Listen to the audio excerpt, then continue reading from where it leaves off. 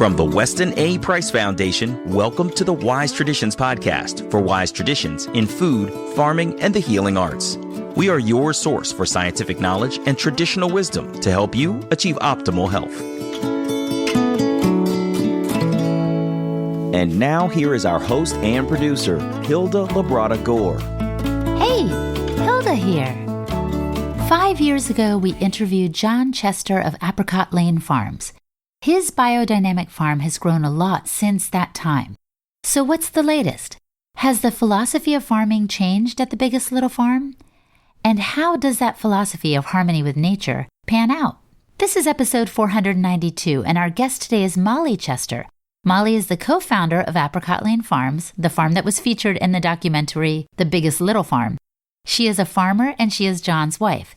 And today Molly gives us her take on the farm, explaining its biodynamic approach, their philosophy and how that's playing out, and what it means to her and her family. She also answers the question about size. Has the Biggest Little Farm grown too big, actually? And she shares how she, as a chef, always wanted to maximize nutrition and flavor, so we find out how it's all playing out for her and the Biggest Little Farm in today's conversation. Before we get into it, I want to let you know that we are offering a discount on new members as we celebrate the Weston A. Price Foundation's 25th anniversary. Yes, the Weston A. Price Foundation was established as a nonprofit on September 2nd, 1999. In honor of this, our 25th year, we are offering a special rate of $25 for brand new members. So you can join now or gift a $25 membership to a friend or family member. You have until September 26th to take advantage of this special offer. Again, if you are a first-time member of the foundation or wanting to gift a membership, it is only $25. Just go to westonaprice.org and no special code is needed. Thank you for celebrating our 25th year with us, and welcome to the family. This is Hilda Gore, and you're listening to Wise Traditions. Welcome to Wise Traditions, Molly. Thank you for having me. Oh my gosh, I'm so happy to be here at Apricot Lane Farms. It is absolutely beautiful. Mm-hmm. Now, a lot of our listeners are accustomed to us talking to regenerative farmers, but I know that your farm is regenerative and biodynamic. Can you tell us a little bit about what those terms even mean to you? Sure. So biodynamic is a form of regenerative farming. So it's considered a regenerative certification, but biodynamic means that you're treating your farm as an ecosystem, much like regenerative does. And so you're trying to build your fertility from within the farm. You're trying to solve problems from within the farm. And then biodynamic also goes as far as using the rhythms of nature, and it brings in the cosmos in ways that others do not. And it's a very poetic in nature. I'm infinitely inspired by it, so we've chosen to stick with that one. Can you give us an example of what that means, being in harmony with nature and the rhythms of nature? Yeah, so that means there's literally a calendar that biodynamic uses, but it goes off of where the planets are in the sky. And so if you think from a simple level that like the moon cycles determine the tides. So it affects water within our body too. It also affects water and moisture within the plant. And so whenever you're at a full moon, everything's in a full expression of its moisture. So that means all of the juices are up in the top of the plant. So if you were to prune at that moment, it's really good if you were wanting to, say, dry that for oils or something like that. But it's maybe not as good if you're wanting to prune that in a way that's preserving all of that energy down in the plant. So you're considering those things. And there are certain days that are better to plant certain vegetables. It gets incredibly detailed, and it's a bit of something to aspire to that you work towards over time. Had you heard of it before you started farming? I actually heard of it from Tom Cowan. I was at a Weston Price conference. Yes. And I heard him speaking on something else, and he mentioned biodynamic. And then whenever we started the farm, I looked into organic, and I was a little bit just kind of bummed, because it's not that organic is a great step, and I'm super grateful it's there, but it is just replacing a synthetic chemical for something that's non-synthetic that can achieve the same results, but it doesn't go into soil care, or it definitely doesn't bring in the cosmos, all those kind of things. And I'd heard Tom talking about this And there wasn't such thing as like ROC and other regenerative certifications back then. So I looked it up, and immediately when I got to the website, I just felt that this was like a lifestyle and something that I could work towards over time. It was a practice that I was inspired by. It just seems so aligned. I'm not surprised that you heard about it at the conference, because we're all about ancestral traditions. Totally. And these are traditions that, for the most part, have been lost, I would say. Yeah, 100%. These are probably the most traditional that I know of any of the different certifications. It is rooted in ancient wisdom. It's in the stars in that way. And that's what's really cool about it. And it doesn't stop progress either. It's like completely embracing of technology in service of the greater whole. But yeah, I like it. It's fun for me to hear you talking about all this, because I know you really started from scratch, didn't you? Yeah. In other words, you weren't super well versed in all this, but you had a dream that you wanted, and a vision that you wanted to have a farm one day, Sure. and that you wanted it to be in harmony with nature. Yeah, totally. I mean, I was a cook before I became a farmer, and it all came from really understanding and coming to understand through working on some of my own health issues that it's all about in the kitchen, you can do all sorts of things with soaking, sprouting, fermenting to maximize nutrient density. And I had started to learn about those things, found Sally Fallon, did all of that. But then I realized, oh my gosh, it goes all the way back to the choices the farmer makes. Because if you can't start with nutrient dense food, then you can't maximize it to its highest potential in the kitchen.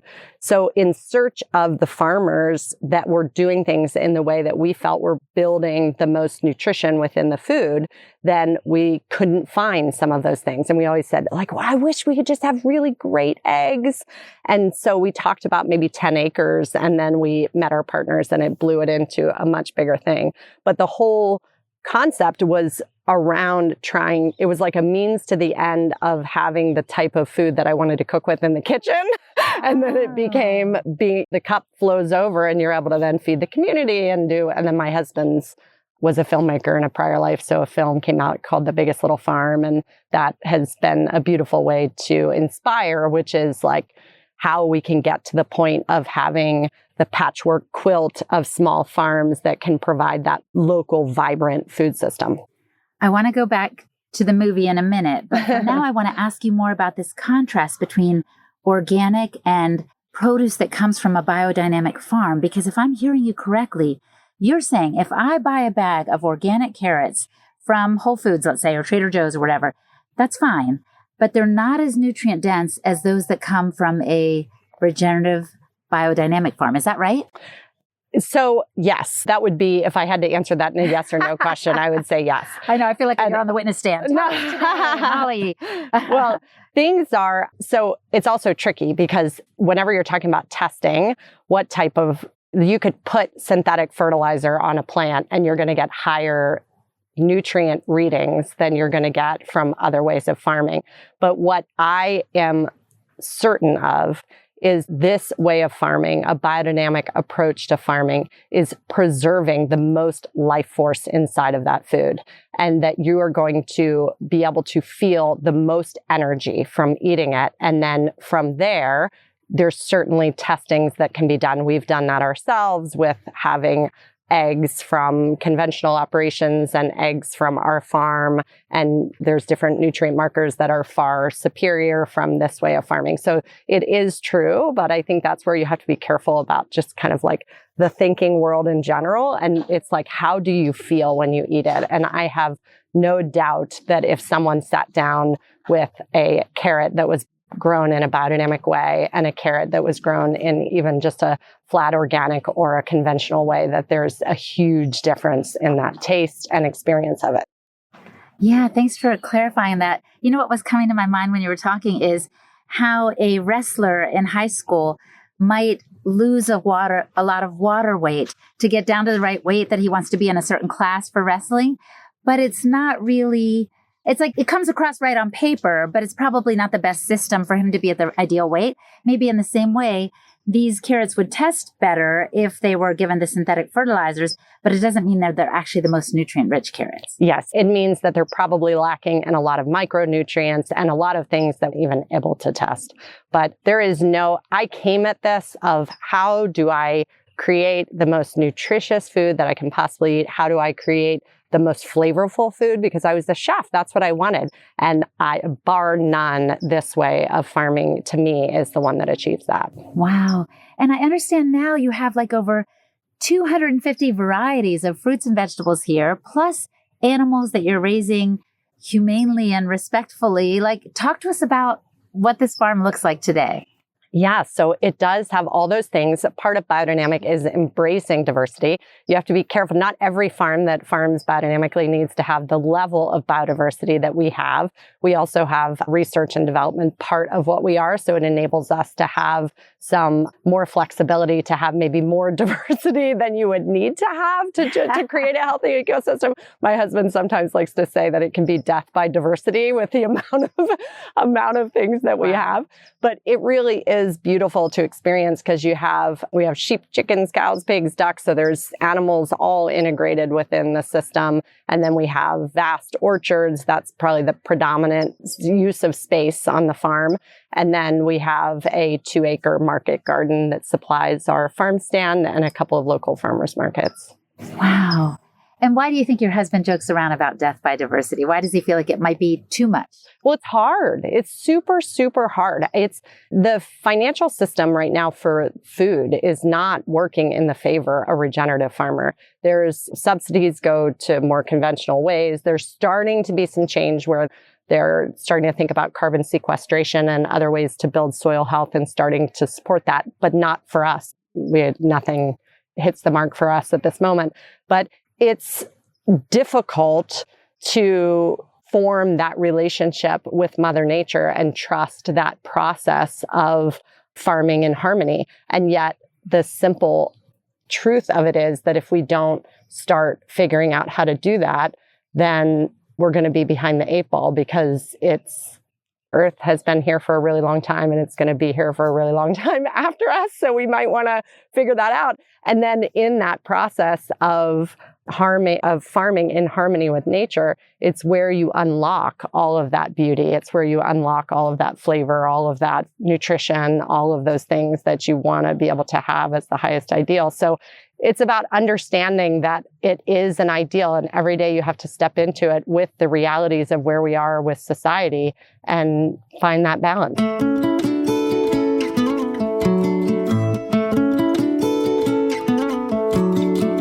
Coming up, Molly reflects on how the farm has shaped her son and her.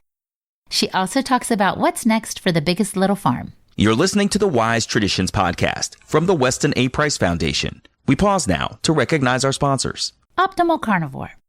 Organ meats are some of the most nutrient-dense foods on the planet. And yet, they can be difficult to source and not always simple to prepare and make them tasty. So, the founders of Optimal Carnivore started sourcing 100% grass-fed organ meats from New Zealand, freeze-drying the organs and encapsulating them into convenient bovine gelatin capsules. They chose New Zealand because it is one of the purest sources of pristine land with rich soil, lush greenery, and one of the cleanest environments on Earth.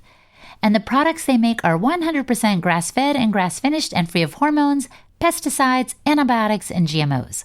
And since our ancestors would have eaten the whole animal, Optimal Carnivore has created a unique blend of 9 different organs in their grass-fed organ complex. It's a powerful combination including beef liver, brain, thymus, heart, kidney, spleen, pancreas, lung, and gallbladder. It is a real nose-to-tail solution, and each organ contains its own unique benefits and nutritional profile. Plus, Optimal Carnivore always plants 1 tree for every product sold, which helps the environment. So head over to amazon.com/optimalcarnivore and use the code Weston10 to save 10% on all products. You can get their grass-fed organ complex, their grass-fed bone marrow, grass-fed liver, brain nourish product, or more. Again, go to amazon.com/optimalcarnivore and don't forget to use the code Weston10 to save 10% on all products. And Maui Nui. Maui Nui Venison is a mission-based food company bringing the healthiest red meat on the planet directly to your door. First off, it is seriously delicious, easy to cook, and the whole family will enjoy it. And don't let the word venison throw you. This is so clean and tender you will love it. Ethically, you can feel great about Maui Nui Venison. This is the only stress-free 100% wild harvested red meat on the market. a one-of-a-kind operation over a decade in the making that is actively helping restore balance to vulnerable ecosystems and communities in Hawaii. Visit mauinuivenison.com/wise to take advantage of this limited time offer and get 20% off your first order, including your first subscription. Make sure to get on the notification list so you're ready when memberships are released.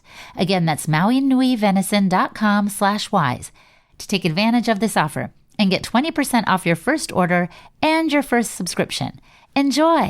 This is Hilda Labrada Gore, and you're listening to Wise Traditions. Talk to me a little bit about your family. You have kids, right? Yes, we have one 9-year-old.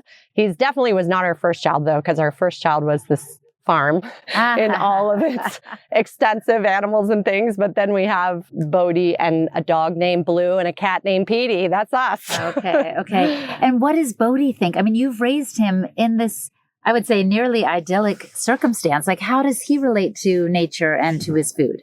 Well, in that sense, it's a slam dunk that we could have gotten a kid who wasn't really digging all this stuff, but he just thrives in the natural world. He's a very thoughtful kid. So the things that, it took me till I was 30 years old to start to even consider, it's in his bones to take care of animals and plants and the environment. I mean, we just had July 4th and he was a little bit concerned about fireworks, thinking about the animals and it's because when you really look at that, and I'm not against fireworks, but it's like when you think about those things and you look at it through the lens of being connected, all of a sudden it's almost shocking, some of the stuff. And there's an element where he's up here, he goes to school on the farm. We have a little home-based homeschool program. So it can be a shock to go down into Los Angeles or something like that, because it's a very different way than he's been brought up, but he loves it. I wonder what that would feel like leaving this natural setting to come to downtown LA where there's sidewalks and parking meters and busyness and people, and maybe there's a park, but it's even got artificial turf. I've seen some places like that, right? Yeah, no, it's true. Whenever it was just actually, we were coming out of COVID and we went to a Barnes & Noble and there was an escalator and he didn't know how to ride it. And he was like 6, I think. And I thought, oh gosh, we got to figure this out. Because, we went years without him getting off the farm much. And then the COVID thing happened. So all of us were kind of shut down. And then by the time he gets back out there to see it, he didn't know how to do it anymore. And then one time we had to go to New York when the film came out. And we were telling him about skyscrapers, like, Bodie, there's going to be skyscrapers. And he walks out of the airport and sees a parking garage and he goes, look, Mom, a skyscraper. Oh, that's so cute. Oh my God. He would probably hate that I just told those 2 stories. Well, tell me a story of one of the beautiful moments he's had here on the farm. Let's see. I mean, this is a kid who he's a very poetic kind of kid. He loves to write and draw and read. And he just knows life where you go and sit out under a tree. He knows life with animals being born and going to see that happen. And it is hard too, living on a farm. Anyone who is a listener who has had that experience growing up or is doing it now, I mean, you are very connected in with the grief cycle whenever you're connected to the natural world. And I think that's one of the things that's hard for our society right now, is that doesn't happen at a young age. I think it's really important to experience those losses and start to understand what that is and see your parents handle it in different ways. And so he's had, beloved animals who have died. And then he's also had picnic in the middle of the orchard in the middle of some random day. He gets the good and the bad. There's no utopia, so Nice. He experiences people around all the time. He lives a different life.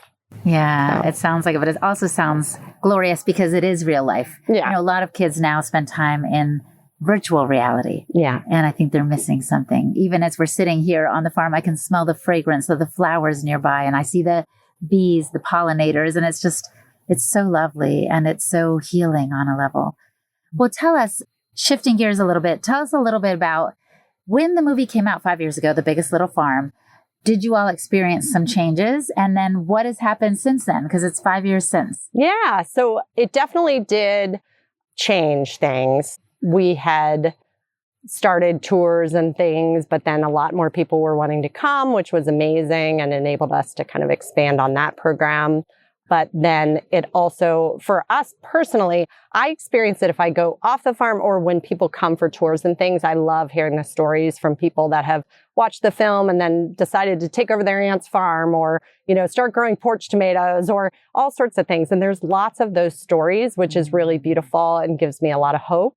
But then aside from that, I don't get off the farm very often. So my day-to-day life didn't change at all as far as that's concerned. But since then, things have just continued to develop for the farm. And then my husband ended up selling a series that's a continuation of The Biggest Little Farm, the movie, that's going to be coming out on Nat Geo Disney Plus in not too long, which is very exciting. That's so exciting. And it's a continuation of the stories from the film, and it really focuses from the perspective of the animals. So it's telling that story of an ecosystem and how things work together and play off of each other. And it's there's infinite storylines when it comes to that, which is also the really fun part of being on a farm and being on a farm that has tons of diversity. It's why it gets a little addictive to have the next cool. My husband's just when he says death by diversity, he's not the llama, okay? We don't need, it's we've got enough stuff going on. But it is fun because you get to see how these creatures interact together. And when you step out of the way, then you see that there's a natural interplay that all of them are having with one another. And it gives you so much trust and inspiration and hope and good stuff. That is so good. And I'm so glad that in the movie originally, you kind of showed your foibles. I remember you planted a bunch of fruit trees and next thing you knew, all these birds were eating the fruit and you were like, what the heck? And so you had to come up with solutions, but I like that they weren't artificial solutions. You were trying to work with harmony with nature and figure it out in a way that was a win-win. Yeah. No, definitely. I mean, I think by nature, my husband and I both love to dive in. We're very we learn under fire of just being the first ones jumping off the cliff and seeing where it goes. And so with two of us being like that, we just fueled each other to keep going and going. And it was forever the learning playground. Now, I know you all were able to find financial backers who bought into your vision. Mm-hmm. And so I've heard naysayers say, oh, Apricot Lane Farms, they kind of had backers. It's unrealistic for other people to be able to imitate what they've done. What do you say to those people? Sure. No, I think that's totally understandable. And there's a couple of different perspectives that you can come up with that. One, we are multiple things. We also have a big research and development component of what we are. That's the expression of us. But there are regenerative farms across the country that are doing it, maybe not to the level of diversity that we're doing it, but they're doing that and supporting their families. So it's the same concepts that we're employing. And a lot of the things that make it truly regenerative are things that are the price of seed, to have cover crop out there, to have owl boxes. That's inexpensive things that you can start to add into your operation. I wouldn't tell anyone to be inspired by us and go do exactly what we are. Be inspired by us and then listen to your own heart, figure out what it's calling you to do, and then listen to wherever you want to be growing things to what really wants to be grown there. When you live in California, you have the ability to grow anything any time of the year. And that's where it can get really tricky.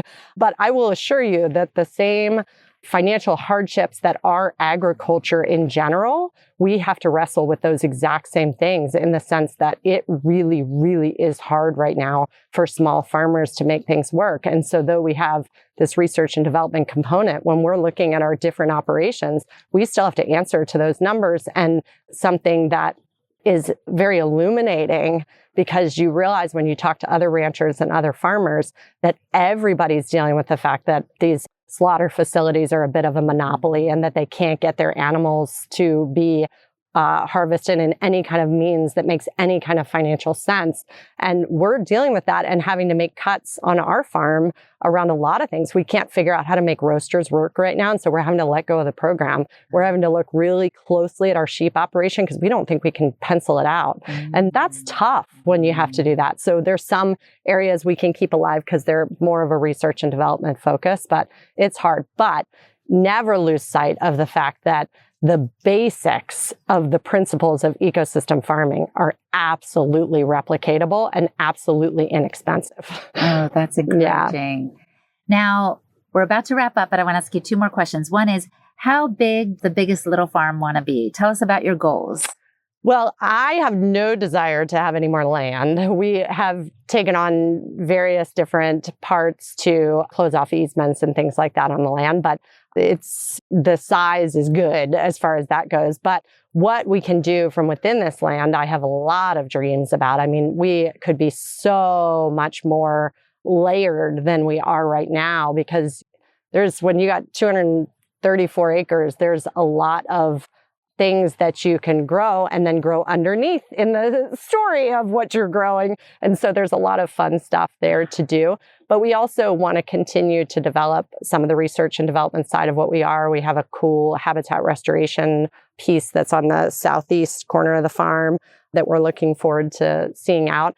I really am inspired by the educational side of what we are, both to bring more people to the farm just to experience the feelings of what it's like to be here, but then also have workshops and things on farm that we can then put to our website to be able to share that to our worldwide audience, which is what we'll end up having after the series goes on Disney+. Oh my gosh, I can't wait to watch it. I was so entertained and inspired by your original documentary. So this series is going to be awesome. Oh, thank you so much. So now I want to ask you, Molly, the question I love to pose at the end, because a lot of people listen to this podcast who are fairly new to this way of eating and living kind of more ancestrally, and they're often wanting to improve their health. Mm-hmm. So if the listener could just do one thing to improve their health, what would you recommend that they do? I would have them eat food closer to its source, probably.